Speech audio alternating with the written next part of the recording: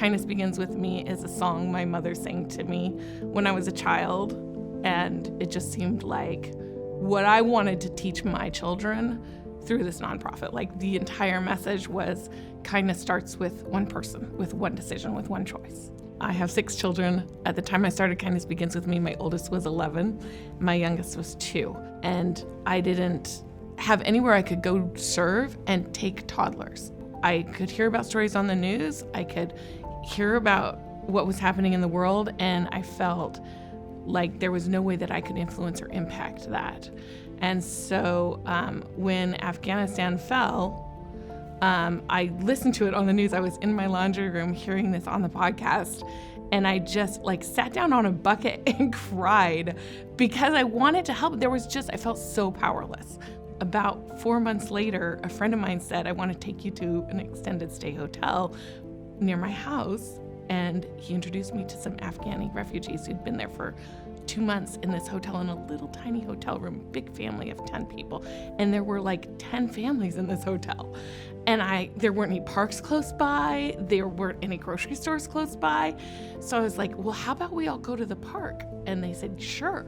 So I'm calling all my mom friends, and people signed up to just come take people to the park or take people grocery shopping. So we'd have a line of minivans lined up outside this hotel and just piling in men, women, children, refugees. We're going to the park. We're going to the science center.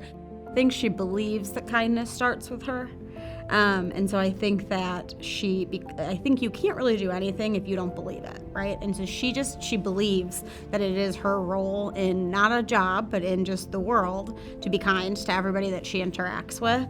Once the refugees moved out of the hotels and into the cities, I reached out to, I'm a member of the Church of Jesus Christ of Latter-day Saints, and they had a building, a chapel right in there where they were living.